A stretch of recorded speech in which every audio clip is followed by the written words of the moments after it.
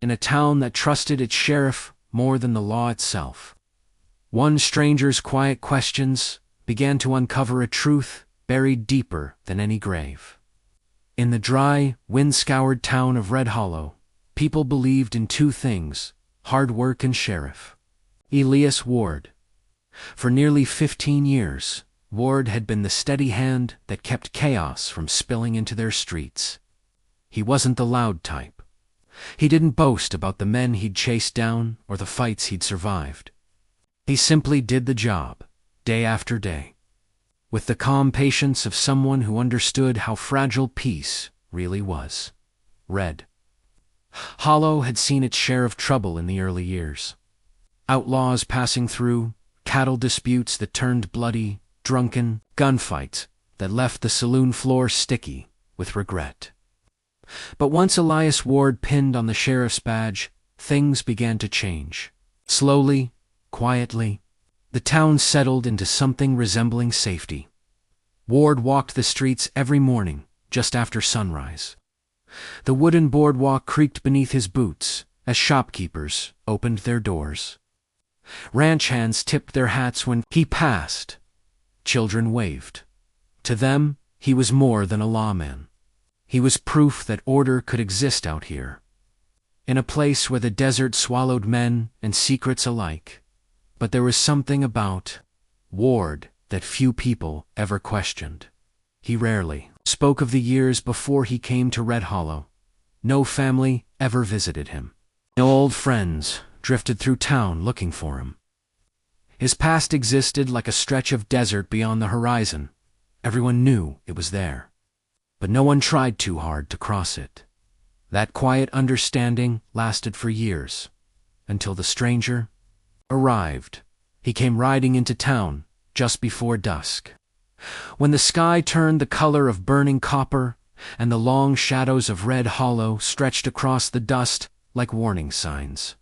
His horse was exhausted, and the man himself looked like he had traveled a long way with something heavy on his mind. He tied his horse outside the saloon, but didn't go inside.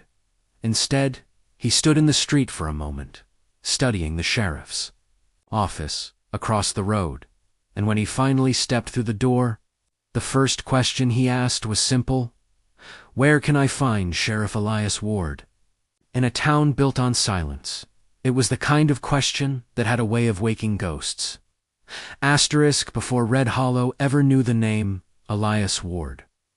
The man who wore the badge had lived another life, one buried beneath years of dust, distance, and deliberate silence. Nearly 20 years earlier, Ward had been known across a stretch of frontier towns as a capable but troubled lawman. Back then, he worked as a deputy in a mining settlement called Black Ridge, a rough place carved into the desert hills where fortunes were made quickly and lost even faster. Black Ridge was the kind of town where justice moved slowly and bullets moved fast. Ward had arrived there as a young man with a steady hand and a reputation for being difficult to intimidate. He was quiet even then, but not yet hardened. People who remembered him from those days described him as someone who still believed the badge meant something. That law and order could tame even the wildest places if a man was stubborn enough to defend it. For a while, that belief seemed to hold. Black Ridge had a sheriff at the time, a respected figure named Thomas Caldwell. Caldwell was older, experienced, and widely trusted. To most people, he represented stability in a town built on greed and desperation. Under Caldwell's authority, Ward learned how the frontier truly worked. Laws mattered, but survival mattered more. For years, the two men worked side by side, chasing down rustlers, breaking up saloon brawls, and keeping a fragile peace among miners who carried both gold and grudges in their pockets. But towns like Black Ridge had a way of rotting from the inside. Gold attracted more than fortune seekers. It attracted men who saw opportunity in chaos. Smuggling operations formed quietly in the hills. Stagecoaches began disappearing along the canyon trails. Miners who struck promising veins, sometimes, vanished before they could claim them. Rumors spread that someone inside the town was helping. It all happened. At first, Ward refused to believe it could be someone wearing a badge. But the evidence slowly began pointing in one direction. The very man who had taught him the meaning of the law. Sheriff Caldwell. Ward spent months trying to convince himself the accusations were wrong. Caldwell had been a mentor, almost a father figure. Yet the deeper Ward looked, the clearer the pattern became. Stolen gold shipments moved through routes only the sheriff's office knew. Wanted men passed through Blackridge without being stopped. Witnesses who might have spoken up seemed to disappear. One night, after following a trail of quiet clues into the hills outside town, Ward discovered the truth waiting for him in the dark. A wagon loaded with stolen gold, 3 armed men guarding it, and Sheriff Caldwell standing beside them. What happened next was something Ward would never speak about again. Gunfire echoed through the canyon that night. By morning, Blackridge had a dead sheriff, 2 dead outlaws, and a deputy whose story no one could fully prove or disprove. Ward claimed Caldwell had turned on him when confronted, that the shooting was self-defense, but whispers spread anyway. Some people believed Ward had done the right thing, stopping a corrupt sheriff who betrayed his badge. Others believed something darker had happened in that canyon, something Ward wasn't telling. The official report closed the matter quickly. The frontier had little patience for complicated truths. Within weeks, Ward left Blackridge behind. He rode west until the desert flattened and the past faded into distance. Eventually, he reached a struggling settlement called Red Hollow. The town needed a sheriff, and Elias Ward needed a place where no one knew the man he used to be. Asterisk, the stranger who rode into Red Hollow did not look like trouble. He wasn't loud. He didn't swagger through the street, with his hand hovering near a revolver, like most drifters who pass through frontier towns. Instead, he moved with quiet purpose, the kind that made people uneasy without quite knowing why. Inside the saloon that evening, the stranger asked simple questions. He asked about the town. He asked how long the sheriff had been there. He asked whether Sheriff Elias Ward had ever lived anywhere else. At first, people answered without hesitation. In a small town like Red Hollow, everyone was proud of the man wearing the badge. They spoke about Ward the way people talk about someone who had saved their lives more than once. They told stories about the cattle thieves he had chased off 5 winters ago, about the drunken outlaw who tried to shoot up the saloon and ended up disarmed before he could even clear leather, about the way Ward always seemed to know when trouble was coming before anyone else did. But the longer the stranger listened, the less he seemed satisfied. He never drank much, just 1 glass of whiskey that he barely touched while he sat in the corner, absorbing every detail like a man piecing together a map. And then he started asking different questions. Questions about where Ward had come from. Questions no one in Red Hollow could answer. The bartender eventually shrugged and told him the same thing everyone believed. Sheriff showed up one day about 15 years back. Town was near falling apart. He cleaned it up. The stranger nodded slowly, as if confirming something he had already suspected. Across the street, in the sheriff's office, Elias Ward sat at his desk reviewing a stack of routine reports. When Deputy Cole stepped inside, Cole was younger, energetic, the kind of man who still believed the world made sense if you worked hard enough. Ward had trained him the same way Caldwell once trained him, patiently, carefully. "New rider in town," Cole said. "Been asking about you." Ward didn't look up right away. "What kind of questions?" he asked. Cole leaned against the doorframe. mostly about where you came from." That was enough to make Ward pause. For years, no one had cared about that part of his life. Red Hollow accepted him the way frontier towns often accepted useful men, without digging too deep, but strangers asking about the past rarely meant anything good. Ward stepped outside as dusk settled over the town. The desert wind carried the dry scent of sand and distant sage. Lanterns flickered along the boardwalk, casting long shadows across the street. He saw the stranger immediately. The man stood beside the hitching rail, adjusting the saddle on his tired horse. His movements were calm, deliberate. Ward studied him for a moment before crossing the street. When the stranger looked up, their eyes met, and something passed between them in that silent moment, technique and undeniable. The stranger tipped his hat slightly. Then he spoke a name no one in Red Hollow had heard in nearly 20 years. "Deputy Ward," he said quietly. The title hung in the air, like the echo of a gunshot, and for the first time since arriving in Red Hollow, Sheriff Elias Ward felt the past catching up with him. The storm rolled over Red Hollow just after midnight. Wind pushed through the empty streets, rattling loose shutters and sending dust swirling beneath the pale glow of lantern light. Most of the town had already retreated indoors. The desert. Storms, too unpredictable to ignore.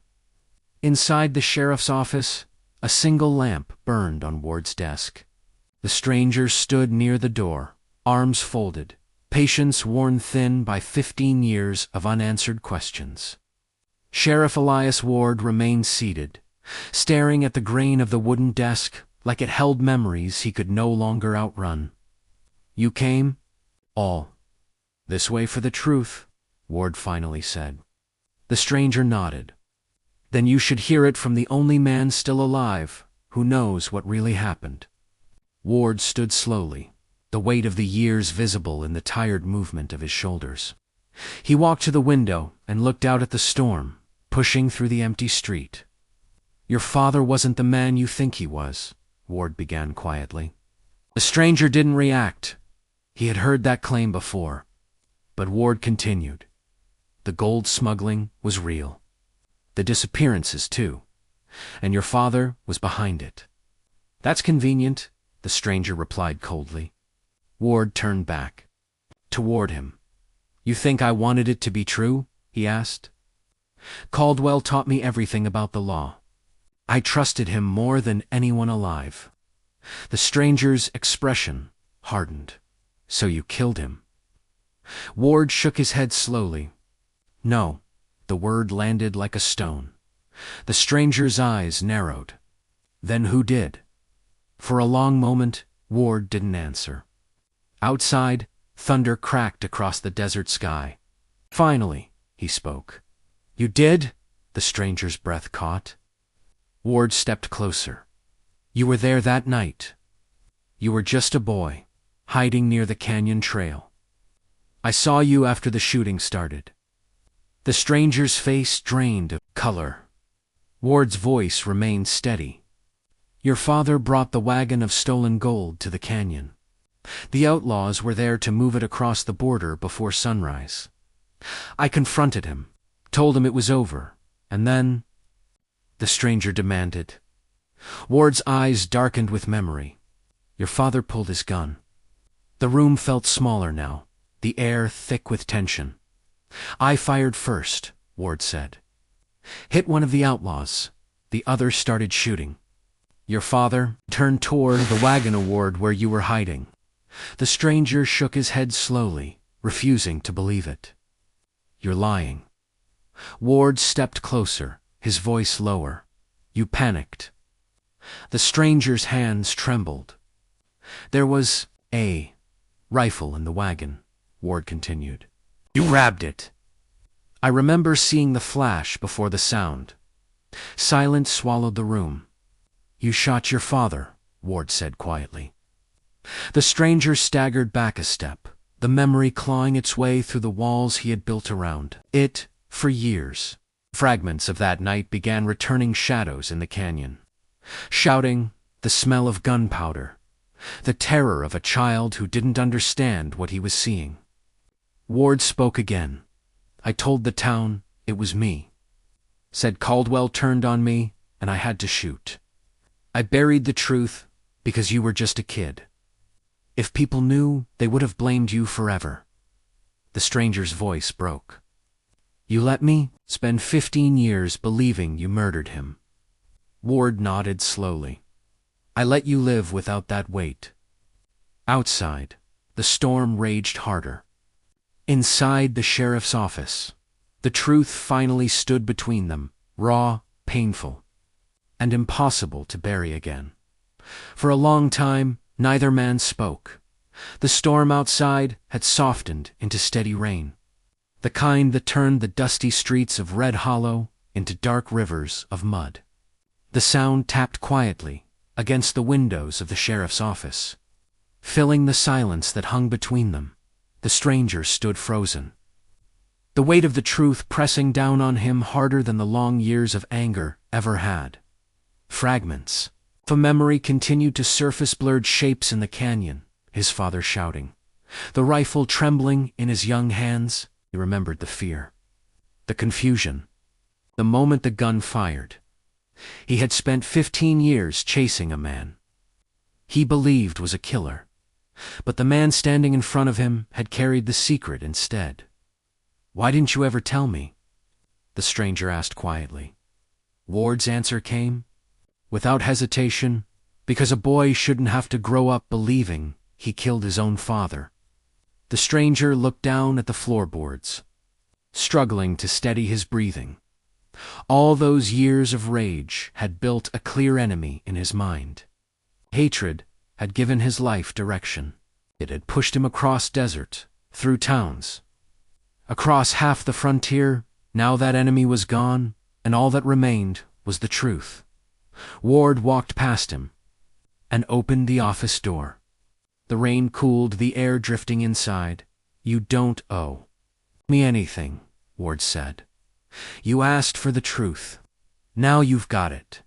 The stranger stepped outside into the storm, the weight of the past settling into something quieter, something harder to run from.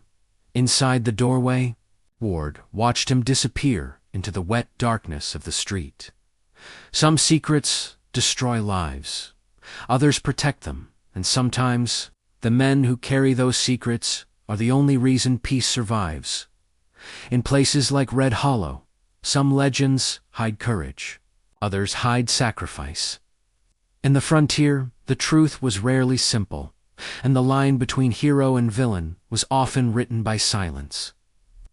If you enjoy stories that uncover the darker side of forgotten legends, subscribe to the channel and stay with us.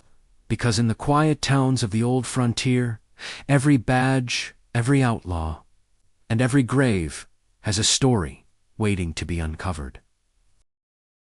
The word deputy echoed in Sheriff Elias Ward's mind long after the stranger spoke it.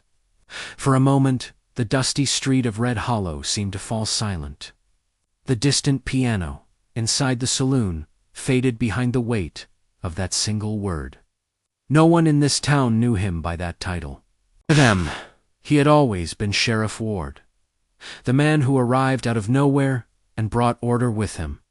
But this stranger knew otherwise. Ward studied the man carefully. The traveler was younger than him by maybe 10 years, with a weather-beat face that suggested long miles and harder memories. His eyes held the steady patience of someone who had been searching for something for a very long time. You've got the wrong man, Ward said quietly. The stranger didn't argue. Instead, he reached into his coat and pulled out a folded, yellowed paper. He opened it slowly, careful not to let the wind snatch it away. It was an old wanted poster.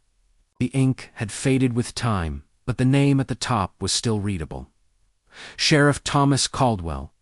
Below the name was a smaller note written years ago by a territorial court clerk. Suspected in gold smuggling operation. Investigation incomplete. Following death in canyon shootout. The stranger held the poster out just enough for Ward to see. "My father," the man said. Ward felt something tighten in his chest. "I spent 15 years trying to figure out what really happened in that canyon," the stranger continued. "Everyone says the same thing. A brave deputy stopped a corrupt sheriff." He folded the paper again. "But stories like that always leave something out." The wind pushed dust across the street between them. Ward's hand rested loosely near his holster, though not in threat, more like instinct. "What do you want?" Ward asked.